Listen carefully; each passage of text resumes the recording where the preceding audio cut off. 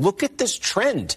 It was blue in 2012, Hazleton was for Obama, and then Trump comes along, he carries it by 5, he improves it to 11. Again, this is the kind of place that Trump folks think they can do better. Hey guys, I'm off the grid for all of August on a total news detox, but the televised mental institution known as MSNBC is still at it. Over at the big board with a look at the Keystone State. Yeah, John, well, let's take a look, kind of building on what George was just taking you through there. Big picture in Pennsylvania. And by the way, when you do all of these road to 270 scenarios, I think everyone probably does these at home at some point.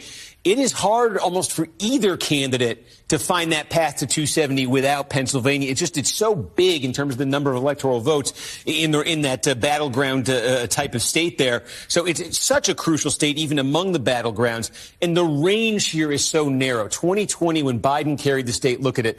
The margin was about 80,000 votes statewide. Now, remember, Trump carried it in 2016 over Hillary Clinton. The margin then was about 44,000 votes. So between 44,000 for Trump, 80,000 for Biden in a state this big. That's the kind of area we're talking about in terms of, the number of votes you need to swing. And that's why what George was just talking about is so significant, because we talk so much about the Philly burbs. We talk about Pittsburgh, but, he's talking there about Berks County, where Reading is, Lehigh County, where Allentown is, Luzerne County, that's where Hazleton is. Those 3 cities have the highest share of Hispanic population of any cities in Pennsylvania, and something very interesting politically happening in those 3 cities. Because remember, we're showing you here, between 2016 and 2020, Pennsylvania moved toward the Democrats. It went from Trump to Biden. It moved several points to the left. But in those heavily Hispanic cities, the 3 biggest by concentration in the state, take a look. Here's Allentown, Lehigh County. This has the highest concentration of Hispanics in Pennsylvania. It's 54% Hispanic. And look at this. The trend has been toward Republicans. The state was moving toward the Democrats between 16 and 20. But in Allentown, Clinton won it by 42 in 16, fell down to 35 in 2020. This is an area we've talked so much about, the polls showing Trump making more inroads with Latino voters. This is the kind of place where the Trump folks think this trend can continue. Can they knock it down into the 20s this time? Could they do even better than that? Again, you'll see it here. City of Hazleton.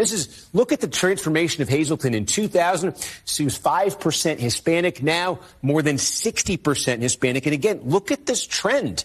It was blue in 2012, Hazleton was for Obama, and then Trump comes along, he carries it by 5, he improves it to 11. Again, this is the kind of place that Trump folks think they can do better. And again, this is very much a majority Hispanic city. Or Reading, again, this is where George was, in Berks County, and you just take a look right here. It's overwhelmingly Democratic, but look, from 2012, when Barack Obama won re-election, to 2020, when Biden carried Pennsylvania, that's a drop of basically 20 points in the Democratic margin here in a heavily Hispanic city. So the trend in the most Hispanic cities in Pennsylvania, as the state was getting more Democratic in 2020, they were becoming more Republican. So when you think of that very narrow margin there, overall statewide, Biden winning by 80,000, Trump winning by 44,000, these are the kinds of cities where the Trump campaign thinks continue this improvement. There could be tens of thousands of votes that switch just because of that. So that's the significance within Pennsylvania.